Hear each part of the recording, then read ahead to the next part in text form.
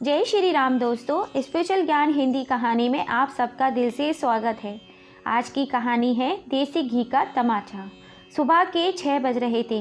आकाश जी जैसे ही सुबह उठे, सबसे पहले उन्होंने अपनी पत्नी पुष्पा जी को उठाया, ये कहते हुए, जल्दी उठो, सुबह सुबह नाश्ते में आज गर्मा गर्म गाजर का हलवा बना लो। आज तुमने उठने में बहुत देर कर दी है। पुष्पा जी तुरंत उठकर काम में लग जाती हैं और किचन में जाकर गर्मा गर्म गाजर का हलवा बनाती हैं। ऊपर से उसे ड्राई फ्रूट से सजा देती हैं, पर सोचती हैं कि आज मेरे पति ने लौकी की खीर क्यों नहीं बोली, जबकि उनको तो खीर पसंद है, हलवा तो मुझे पसंद है। हंसते हंसते तभी वे 2 कटोरी में गर्मा गर्म हलवा बनाकर अपने पति को परोस देती हैं। हलवा हाथ में लिए उनके पति बोलते हैं, सालगिरह की बहुत बहुत शुभकामनाएं। आज हमारी शादी को पूरे 45 साल बीत गए और हमने खुशी खुशी यह सफ़र तय किया है। मैं बहुत खुश हूँ कि तुम मेरी जीवन साथी हो और हमने इतना लंबा सफ़र एक साथ तय किया है, वह भी बिना किसी खटपट के। पुष्पा जी यह बात सुनकर खुश हो जाती हैं और कहती हैं, आपने मुझसे हलवा क्यों बनवाया? आकाश जी बोले, अगर मैं ना बनवाता तो तुम अपने लिए कभी ना बनाती, इसलिए मैंने सोचा चलो शादी की सालगिरह है तो सुबह सुबह कुछ मीठा खाकर शुरुआत की जाए, क्योंकि इतने बरस हो गए हमारी शादी को और हमारा साथ अभी तक बना हुआ है और मैं चाहती हूँ मरते दम तक पहले आपसे मैं भगवान के पास जाऊँ। इसी तरह प्यार भरी बातें पुष्पा जी अपने पति आकाश जी से कर रही थी। तभी आकाश जी और पुष्पा जी दोनों एक साथ बैठकर हलवा खाने लगते हैं। दोनों एक दूसरे को बधाइयाँ देते हुए और बहुत खुश नज़र आ रहे थे कि तभी उनकी बहू कमरे में आ पहुंची।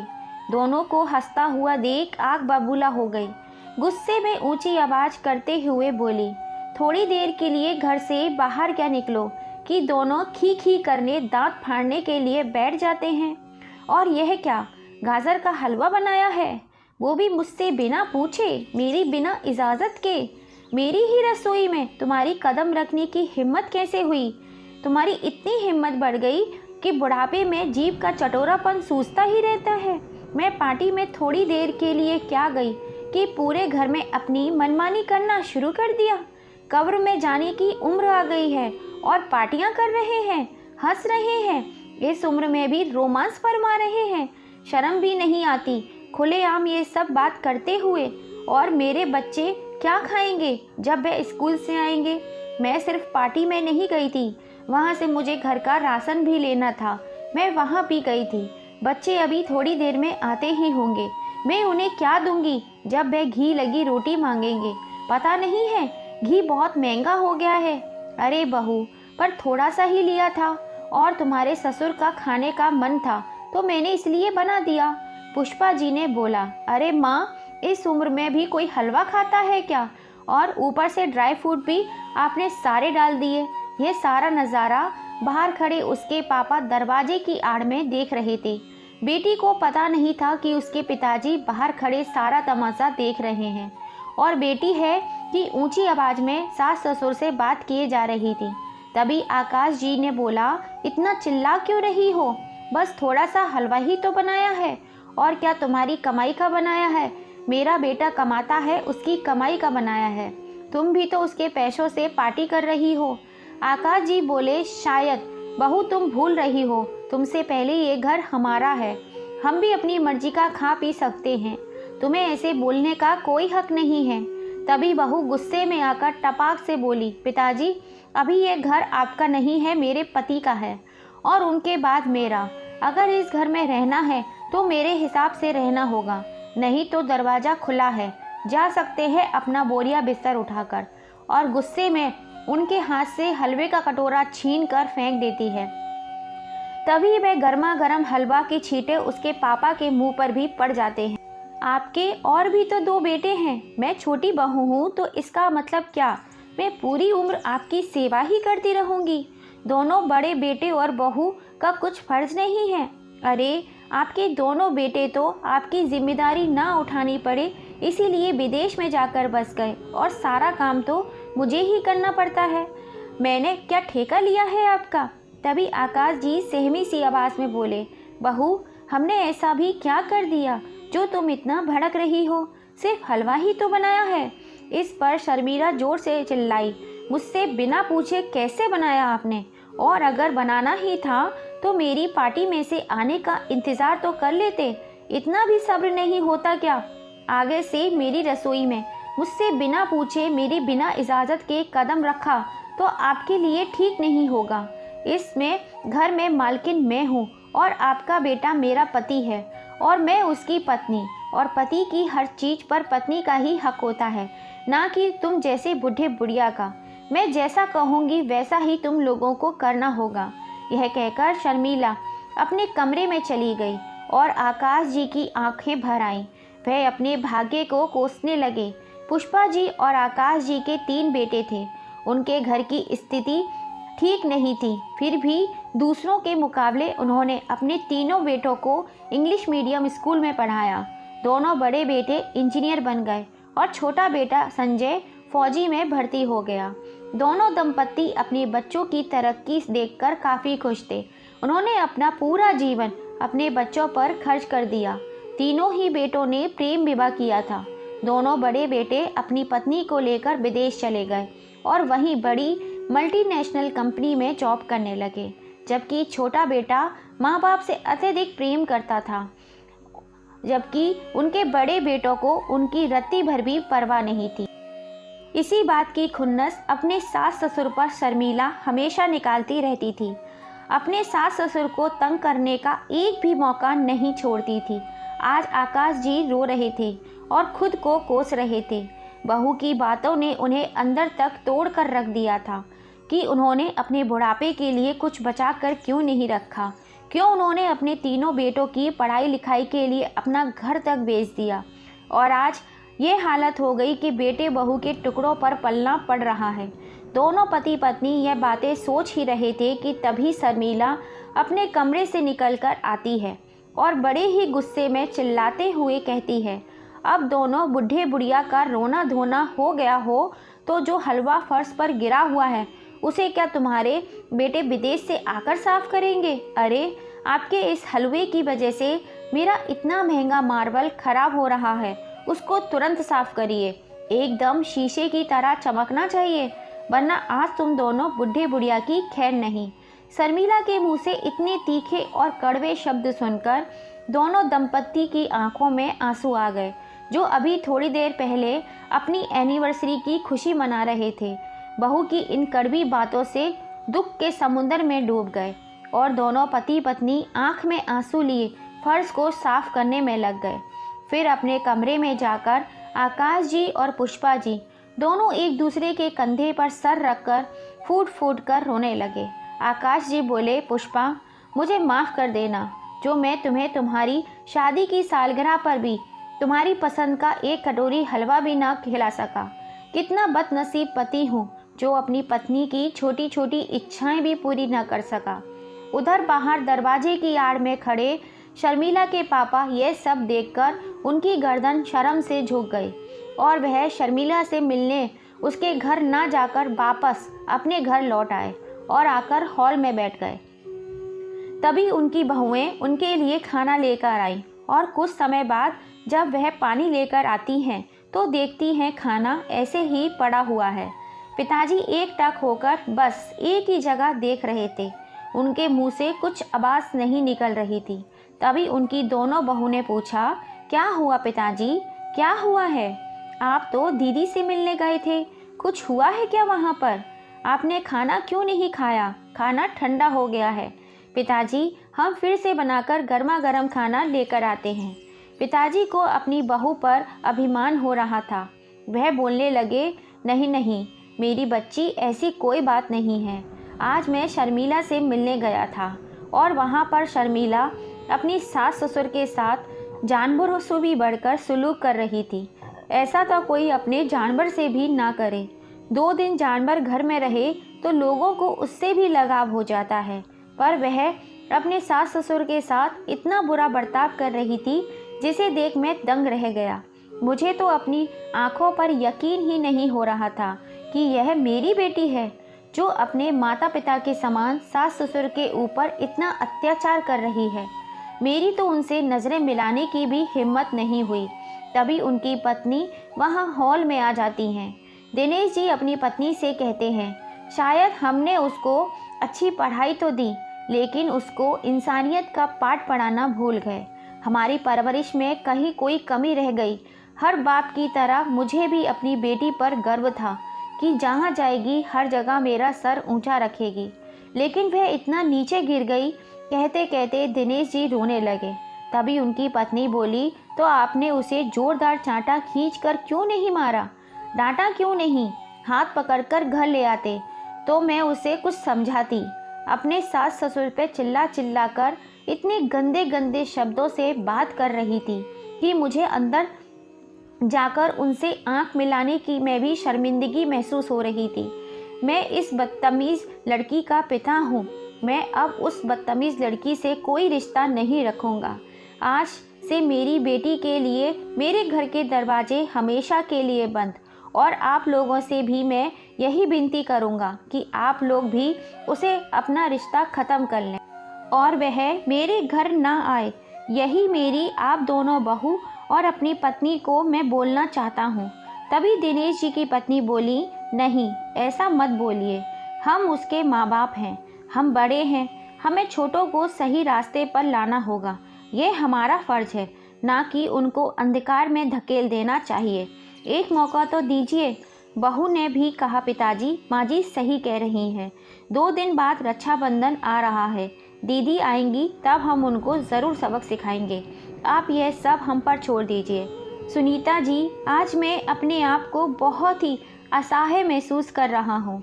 दिनेश जी अपनी पत्नी से बोले, मैंने अपनी बेटी शर्मिला को दुनिया की सारी खुशियाँ दी, सब कुछ दिया, पर उसे अच्छा इंसान नहीं बना पाया। सुनीता जी ने अपने पति को संभाला और कहा, छोड़िए जी, अब वक्त टूटने का नहीं, कल जाकर शर्मिला को यहाँ लेकर आइए। अपनी पत्नी की उम्मीद भरी बातें सुनकर दिनेश जी को बहुत अच्छा लगा। उन्हें राहत महसूस हुई। दिनेश जी अपनी बेटी शर्मिला के ससुराल जाते हैं और आकाश जी पुष्पा जी को प्रणाम करते हैं। उनसे उनका हालचाल पूछते हैं और अपनी बेटी शर्मिला को रक्षाबंधन के पर्व पर घर ले जाने की अनुमति मांगते हैं। अगर आपकी अनुमति हो तो क्या मैं अपनी बेटी को घर ले जा सकता हूँ? त्योहार है, बेटियों के बिना यह त्योहार मनाया नहीं जा सकता। तभी शर्मिला आती है और अपने सास ससुर को बड़ी बड़ी आंखें करके घूरने लगती है और कहती है, अपने ही घर जाने के लिए कैसी अनुमति मांगना पापा?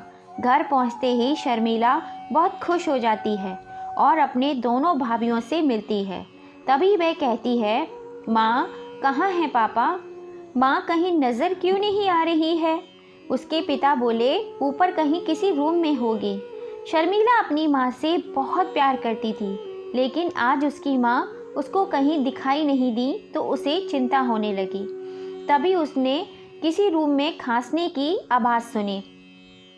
वहाँ बहुत अंधेरा था। वहाँ जाकर उसने देखा उसकी माँ उस कचरे वाले रूम में बंद है। अपनी भाभियों से बोला, भाभी यह क्या तरीका है? माँ को कचरे वाले रूम में क्यों बैठाया है? उनकी दोनों भाभियों ने बोला, बुढ़िया की जीभ बहुत चटोरी हो गई है, दिन भर चटोरापन करती है और पेट में दर्द है, उल्टी हो रही है, इसलिए हम लोगों ने इसको कोठरी में बंद कर दिया है। पूरा घर गंध से महक रहा था। यहाँ इस कचरे वाले कमरे में दिन भर रहेगी, चाहे उल्टी करे, कुछ भी करे, हमें कोई परेशानी नहीं होगी। तभी शर्मिला अपनी भाभियों पर गुस्सा होते हुए बोली, क्या भाभी, माँ बाप बूढ़े हो गए हैं तो क्या बुढ़ापे में इनका कुछ खाने का मन नहीं होता होगा? शर्मिला बोली, अरे भाभी, माँ की तबीयत खराब थी तो उनको कोई दवा लाकर दे देती या फिर डॉक्टर के पास लेकर चली जाती। उनको कोठरी में बंद कर देने की क्या ज़रूरत थी? अगर मेरी माँ को कुछ हो जाता, उनका दम घुट जाता तो क्या होता? इसका जिम्मेदार कौन होता? और पापा, आपने भी भाभी से कुछ नहीं बोला? बेटा, अब तो बहू का ही राज है, उनकी ही मर्जी चलेगी, हम बुढ़ों को कौन पूछेगा? क्यों पिताजी, यह घर आपका नहीं है? पहले ये घर आपका है, फिर भाभी का है। उसकी भाभी ने बोला, दीदी आप तो चुप ही रही है, आप तो मेहमान बनकर आई हैं, त्योहार कीजिए और अपने घर चलती बनिए, शांति से यहाँ से लौट जाइए, आप हमारे घर के मैटर में मत पड़िए तो अच्छा होगा। फिर दोनों बहुओं ने सास को कोठरी में बंद कर दिया। तब तो शर्मिला का गुस्सा सातवें आसमान पर चला गया और उसने दरवाजे को तोड़ दिया। अपनी माँ को कचरे की कोठरी से निकालकर साफ सुथरे कपड़े पहनाए, फिर उनको गर्मा गर्म अपने हाथों से खाना बनाकर खिलाया और फिर उनको दवाई दी। माँ, पापा, भाभी को बिल्कुल भी तमीज़ नहीं है कि कैसे अपने बूढ़े सास ससुर की उम्र का लिहाज करके बात करनी चाहिए। आपको तो ऐसी बहू को अपने घर से निकाल देना चाहिए। अरे, जो अपने सास ससुर की इज्जत नहीं कर सकती, उन्हें उनके घर में रहने का भी अधिकार नहीं है। यह सुनकर पिताजी ने शर्मिला के गाल पे एक जोरदार थप्पड़ जड़ दिया और माँ ने भी दूसरे गाल में जोरदार थप्पड़ जड़ दिया। अचानक शर्मिला के गाल पर पड़े थप्पड़ से वह आवाक रह गई कि गलती भाभी ने की है और पिताजी मुझे थप्पड़ क्यों लगा रहे हैं। वह बोली, पिताजी क्या हुआ, आपने मुझे क्यों मारा? पिताजी बोले, उस दिन जब तुम्हारी सास ने थोड़ा सा हलवा बनाया था तो कितना हल्ला मचा दिया था तुमने, उस समय शर्म नहीं आई? मैं वहीं दरवाजे पर खड़ा सब तमाशा देख रहा था। उल्टे पांव अपने घर वापस लौट आया। इतने सीधे साधे सास ससुर के साथ कितना दुर्व्यवहार करती हो। अरे, अपने ही घर में बेचारे अपनी शादी की सालगिरह पर भी तुम उनको खाने के लिए तिल तिल करके मारती हो, तड़पाती हो, उन पर अपना हुक्म चलाती हो। अरे, तुम्हें तो अपने सास ससुर से बात करने की भी तमीज़ नहीं है और घर से मेरी बहू को नहीं बल्कि तुम्हें निकालने की ज़रूरत है। यह कौन सा तरीका है अपने माँ बाप समान सास ससुर से बात करने का? अरे, उन्होंने अपना बेटा तुम्हें दिया है और जब उसे बेटे को पता चलेगा तो उसके बूढ़े माँ बाप के साथ ऐसा बर्ताव करती हो तो क्या वह तुम्हें माफ़ करेगा? क्या वह तुम्हें इज्जत देगा? पिताजी, मैं क्या करती? मैं छोटी बहू हूँ तो क्या उम्र भर बूढ़े माँ बाप की सेवा ही करती रहूँगी? दो दो बेटे और भी हैं उनके, वह क्या नहीं कर सकते? जितना माँ जी ने मुझे दिया है उनको भी तो उतना ही दिया है। तब उसके पिताजी बोले, बेटी, उनकी करनी उनके साथ, तेरी करनी तेरे साथ, जो जैसा बीज बोएगा वैसा ही फल पाएगा। तू पाप की भागीदार क्यों बन रही है? तू भी ऐसा करेगी तो तुझ में और उनमें फ़र्क ही क्या रह जाएगा?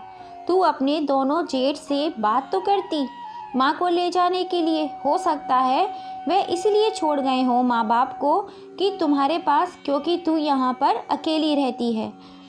तेरी दोनों भाभियों को देख, सास ससुर के आगे पीछे उनकी सेवा करने के लिए डोलती रहती हैं, दिन रात हमारी सेवा करती हैं, कभी ऊंची आवाज़ में बात तक नहीं करती।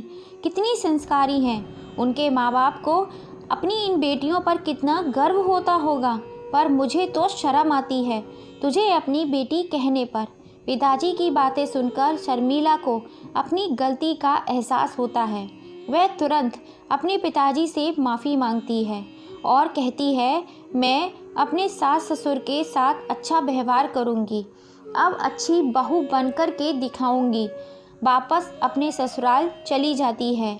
वहाँ का नज़ारा देखकर उसकी आंखें चौंक जाती हैं। आकाश जी और पुष्पा जी अपना सामान पैक करके कहीं जाने की तैयारी कर रहे थे।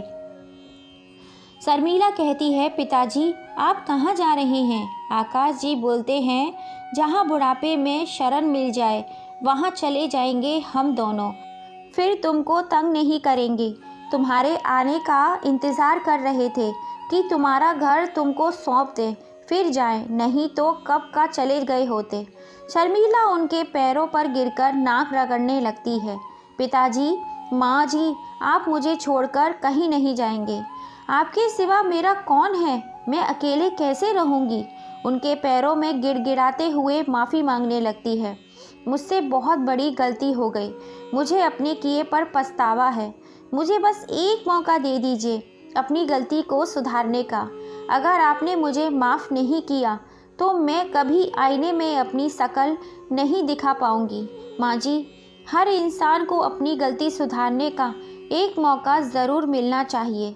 मैं कसम खाती हूँ, अगर मैं फिर से कभी कुछ ऐसा करूँ तो आप लाठी उठाकर अपनी बहू को घर से बाहर निकाल देना। मैं उफ तक नहीं करूँगी। अपनी बहू के पश्चाताप भरे आंसू देखकर आकाश जी और पुष्पा जी उसे माफ़ करते हुए अपने गले से लगा लेते हैं और कहते हैं, बुढ़ापे में माँ बाप को सबसे ज़्यादा प्यार की ज़रूरत होती है, कोई महंगे महंगे तोहफ़ों की नहीं। हमें तुमसे कुछ नहीं चाहिए शर्मिला बहू, तुम्हें अपनी गलती का एहसास हो गया, यही हमारे लिए बहुत है। तभी शर्मिला जल्दी से किचन में जाकर गर्मा गर्म गाजर का हलवा बनाकर लाती है और अपने हाथों से आकाश जी और पुष्पा जी को खिलाती है। अपनी बहू का प्यार देखकर आकाश जी और पुष्पा जी की आंखों में आज खुशी के आंसू थे। तभी शर्मिला के पिता उसके घर आ जाते हैं और वह अपनी बेटी को आशीर्वाद देते हैं। उन्हें आज अपनी बेटी पर गर्व था कि वह मेरी अच्छी और सबसे समझदार बेटी है। दोस्तों, अपनी बेटी को सबक सिखाने के लिए जो पिता और उसकी भाभी ने किया वह सही था या गलत, अपनी राय हमें कमेंट करके ज़रूर बताइएगा। फिर मिलेंगे ऐसी ही किसी कहानी के संग। जय श्री राम दोस्तों। और अगर अब तक आपने चैनल को लाइक एंड सब्सक्राइब नहीं किया है तो प्लीज़ जल्दी से कर लीजिए। पास में लगी हुई घंटी को दबाना मत भूलिए, जिससे हम जब भी कोई नई कहानी डालें उसका नोटिफिकेशन आपको मिल सके। जय श्री राम दोस्तों।